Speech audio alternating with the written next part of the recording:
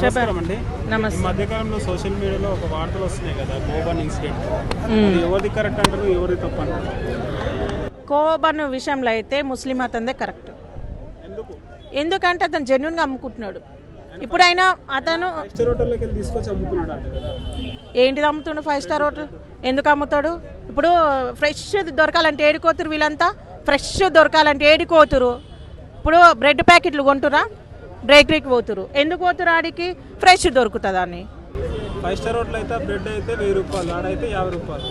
ఏడా 5 స్టార్ హోటల్లోనికి ఆడికి చక్క ఓమ్మని ఇంక దమ్ము దైనం ఉంటే ఆయన కాడ జరిగేదానికి కుక్కలను కోసి పెడుతుండు. పోనీ అదే మీడియం తీసుకొని ఒమ్మనని పోయి చూడమను. దవడ పనులు మొత్తం రాలగొట్టి దోషి నిండా పోసి తోలిస్తాడు ఆడు.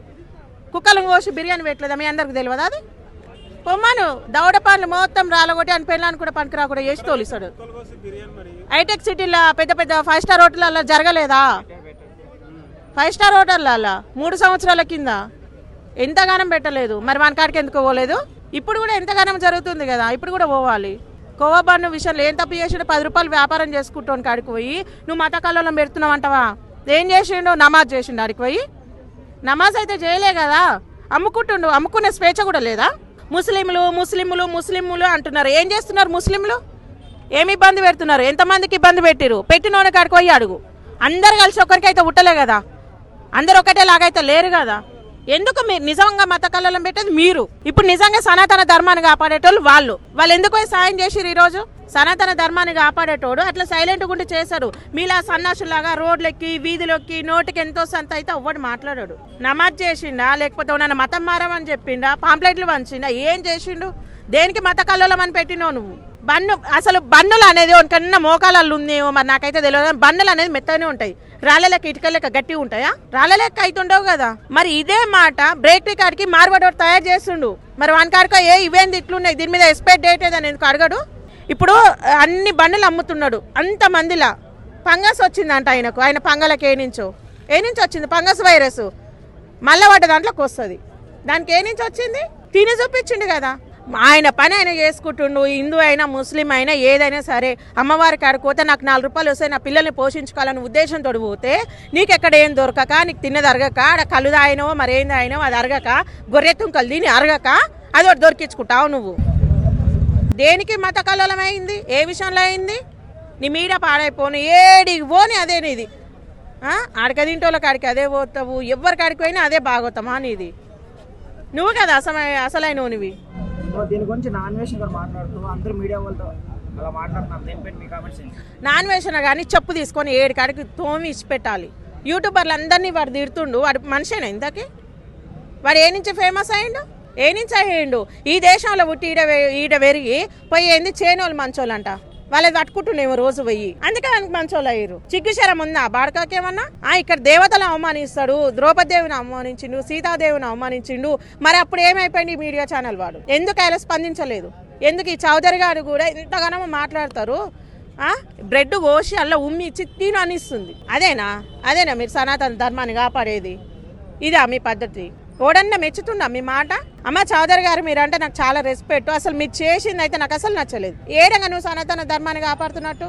ఆడ ఏం తప్పు జరిగితే ప్రశ్నించు. అందరు యాక్సెప్ట్ చేస్తారు, అందరు వస్తారు. అసలు అంటే తప్పే జరగలేదు. ఆయన వ్యాపారం ఆయన చేసుకుంటుండే కదా. ఇప్పుడు మీకు చెప్తున్న చౌదరి గారు, తిరుపతివో విజయవాడవో ఏడికైనా ఓ, శ్రీశైలంవో ఏడికైనా ఓ, అక్కడ మన వాళ్ళు ఇప్పుడు వీళ్ళు ముస్లింలు అమ్ముతారు అంటారు. జానపాడువో జాంగిరిపీర్లవో మనోళ్ళు అమ్ముతలేరా? పూలు అమ్ముతలేరా? ఎంతమంది అమ్ముతలేరు అక్కడ? మరి వాళ్ళని కూడా తీసుకురా. మన గుళ్ళు ఉన్నాయి కదా, మీరు ఎందుకు ఇక్కడ అమ్ముతారు అని అడుగు. అట్లా అడగనిక రాదు. తుర్కోల కాడికి పోతుండ్రు, అలాలు చేస్తేనే తింటురు. మరి ఎందుకు తింటారు అని దాంట్లో గురించి మాట్లాడు. జానపాడు మన వాళ్ళు ఎందుకు పోతురు, ఏం అవసరానికి పోతురు, దాంట్లో గురించి మాట్లాడు. నువ్వు మనం హిందువులం ఎందుకు పోతున్నావు అని మాట్లాడు. నిన్న మన శ్రీశైలంలో ఒక దర్గా ఉంది అని చెప్పేసి దాన్ని ఎట్లయినా కూలగొట్టాలి, అదొక శవం అంటారు. ఆ శవాన్ని హిందువులు ఎందుకు మొక్కుతురు? మరి ఏమన్నా మీరు కదా నిజంగా మత కల్లోలం పెట్టేది? మీరు సనాతన ధర్మాన్ని కాపాడుతారు అంటే ఎవరు నమ్ముతారు? ఏ నుంచి కాపాడుతారు? అది కాదు కాపాడేది. ఇవాళ పోయి ఆయనకు సాయం చేసి చూసిర్రా, అది సనాతన ధర్మాన్ని కాపాడేది. ఒక హిందువులు పోయి వాళ్ళకి సాయం చేసిరు, అది సనాతన ధర్మాన్ని కాపాడే విధానము.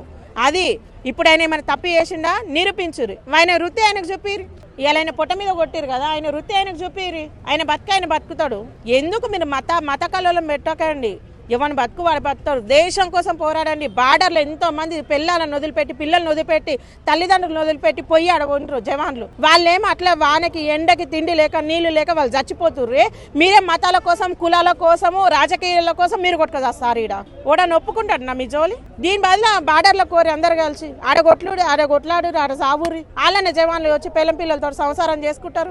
ఎంతసేపు నేను ధర్మాన్ని కాపాడుతున్నా, నేను దేశాన్ని కాపాడుతున్నా. మీరు కాదు కాపాడేది, మీరు కాదు మతాలు కాపాడేది, నిజమైన జవాన్లు. వాళ్ళేమో బార్డర్లో కొట్టుకొని ఏమో ఒక్కొక్కరు చచ్చిపోతుండే పిల్లని కానకుండా మీరేమి ఈడ బిర్ర తిని ఎక్కడ చంపకి ఈడనే మతాల కోసం అని దానికోసమని కొట్లాడుతారు.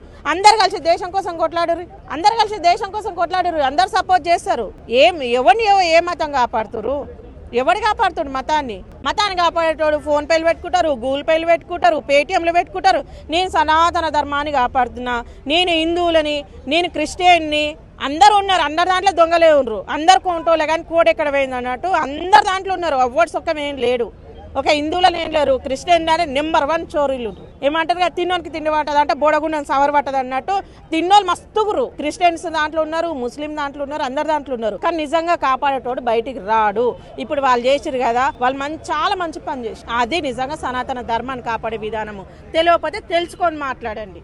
వ్యాపారం చేసుకుంటున్నాడు, అలాంటి వ్యక్తి దగ్గరికి వెళ్ళి అతని కులాన్ని మతాన్ని ఉచ్చరించి మాట్లాడి ఇష్టానుసారంగా ఏదో పాపులారిటీ చేసి గందరగోళం సృష్టించి అతను ఏదో విషపూరితమైనటువంటి పదార్థాన్ని అమ్ముతున్నాడు, పిల్లలు పుట్టకుండా చేస్తున్నాడు అని మతం మీద విసిరినటువంటి ఒక రాయిలా కనపడుతుంది. నిజంగా చాలా బాధగా ఉందమ్మా. ఈవేళ సోషల్ మీడియా వేలం బెర్రి ఇంత అంతా కాకుండా పోతుంది. నిజంగా ఇది సంస్కారం కాదు.